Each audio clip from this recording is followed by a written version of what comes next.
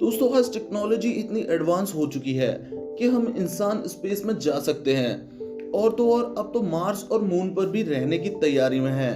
हमारे पास साइंस है जो कि हमें हमारे हर क्वेश्चन का आंसर देती है। दोस्तों साइंटिफिक डेटा की हेल्प से हमने अपने अस्तित्व का काफी सही सही अनुमान लगा लिया है। पृथ्वी जो कि हमारा घर है, जहां इंसान ने अपनी कई पीढ़ियां बिताई हैं, जिसने कई करोड़ों साल से जीवन को अपने अंदर जिंदा रखा है और आज भी जिंदा रखे हुए है। वैज्ञानिकों के हिसाब से हमारी धरती पर जीवों की करीब 90 लाख प्रजाति हैं, जिसमें से सिर्फ 15% प्रजातियों को ही हम खोज पाए हैं। पर दोस्तों ये सारी प्रजाति आई कहां से और धरती पर जीवन की शुरुआत कैसे हुई थी, ये सब जानेंगे आप इस वीडियो में। तो चलिए दोस्तों वीडियो शुरू करते हैं।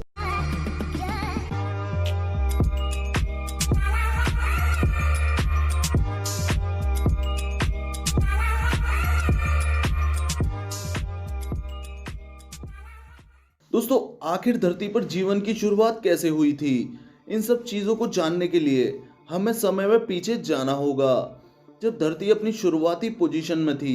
दोस्तों आज से करीब 5 अरब साल पहले अंतरिक्ष में एक बहुत बड़ा एस्ट्रॉयड एक गुमनाम तारे का चक्कर लगा रहा था और ये एस्ट्रॉयड पिघले लावे जैसा दिखता था, जो कि बहुत ज्यादा गर्म था और इस पर जीवन का कोई नामो निशान नहीं था।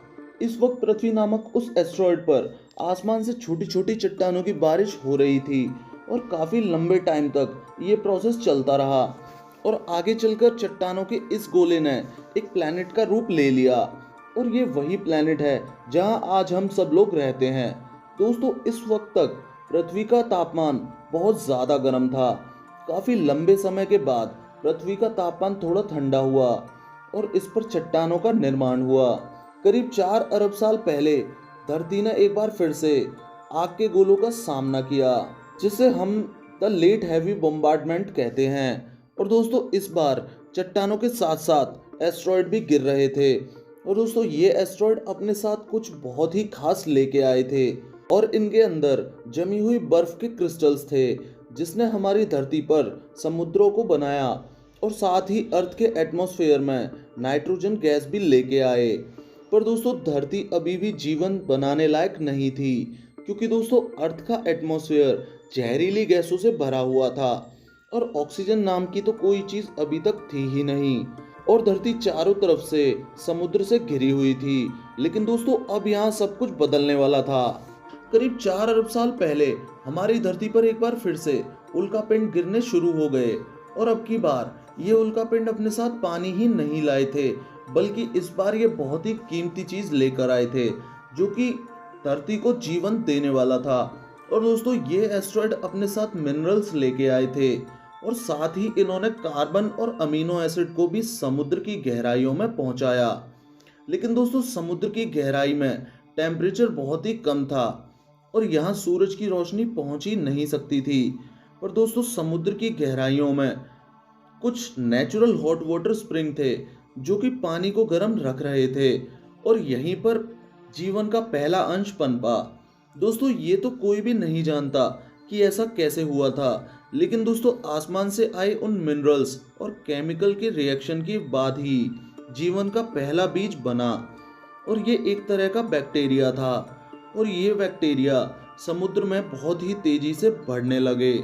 दोस्तों आज से करीब 3 अरब साल पहले समुद्र में इन बैक्टीरियाओं की संख्या इतनी ज्यादा बढ़ गई थी कि ये आपस में जुड़कर इन चट्टानों में बदल गए थे, जिन्हें हम सब स्ट्रोमेटोलाइट्स कहते हैं। और ये बैक्टीरिया वाली चट्टानें सूरज की रोशनी को खाने में बदलती थीं। प्रकांशुलेशन के नाम से इस प्रोसेस को हम सब जानते हैं। इसी प्रोसेस में ये चट्टानें एक गैस रिलीज करती थी, जिसे हम ऑक्सीजन कहते हैं। इन बैक्टीरियाओं ने उस चीज का निर्माण किया था जिसके बिना जीवन का कोई भी अस्तित्व नहीं था और इसके बिना तो कोई भी जीव जीवित नहीं रह पाता। और करीब 3 अरब सालों तक धरती में ऑक्सीजन का लेवल लगातार बढ़ता रहा। आज से करीब 2 अरब साल पहले तक अर्थ पर कोई भी स्पेसिफाइड लाइफ नहीं थी और ना ही धरती पर इतने बड़े बड़े कॉन्टिनेंट थे और उस टाइम बस धरती पर छोटे छोटे द्वीप थे जो कि चारों तरफ से पानी से घिरे हुए थे। अब दोस्तों अर्थ के क्रस्ट में हलचल होने लगी थी और टेक्टोनिक प्लेट्स हिलने की वजह से धरती की सतह कई सारे भागों में टूट गई और फिर निर्माण हुआ एक सबसे बड़े सुपर कॉन्टिनेंट का, जिसका नाम था रेडिनिया। दोस्तों इस वक्त अर्थ का टेम्परेचर 35 डिग्री था और इस वक्त का एक दिन 18 घंटों का था। और दोस्तों अब टाइम के साथ साथ यहाँ सब कुछ बदलने वाला था। और दोस्तों आज से करीब 80 करोड़ साल पहले धरती पर काफ़ी तेजी से चेंज आते जा रहे थे और धरती का ये सुपर कॉन्टिनेंट दो हिस्सों में टूट गया और ज्वालामुखी विस्फोट से निकलते इस लावे के कारण कार्बन डाइऑक्साइड की मात्रा बहुत बढ़ गई और पूरा आसमान कार्बन डाइऑक्साइड से भर चुका था। और दोस्तों इन बादलों से अचानक से बहुत ज़्यादा क्वांटिटी में एसिड रेन होने लगी। दोस्तों वो कार्बन जो कि आसमान में था रेन के थ्रू धरती से आकर चिपक गया और आसमान में छाए इस कार्बन डाइऑक्साइड के इन बादलों की वजह से सूरज की किरणें जमीन तक नहीं आ पा रही थीं और धरती का तापमान गिरने लगा और इस धरती का पहला हिमयुग यानी आइस एज की शुरुआत हुई। और दोस्तों ये आइस एज अब तक का सबसे लंबा आइस एज था।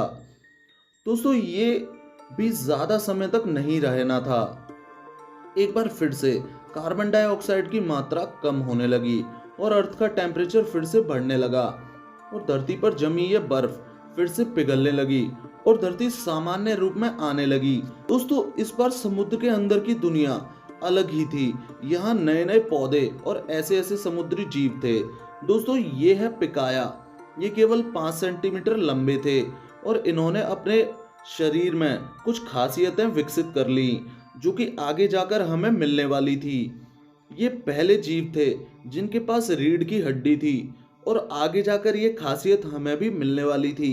दोस्तों आज से करीब 50 करोड़ साल पहले अब धरती कुछ कुछ आज के जैसी ही लगने लगी थी और अर्थ का सुपर कॉन्टिनेंट और भी कई भागों में टूट गया था, पर अब भी यहाँ धरती पर रहने वाली जीव नहीं आए थे और ना ही पेड़ पौधे उगे थे। दोस्तों दरअसल ऐसा सूरज से डायरेक्ट आने वाली हानिकारक किरणों की वजह से हो रहा था। और दोस्तों कुछ वक्त बाद पृथ्वी के वायुमंडल में एक नई परत बनी जिसे आज हम ओजोन लेयर भी बोलते हैं। इसकी वजह से ही धरती पर जिंदगी फल फूलने लगी थी।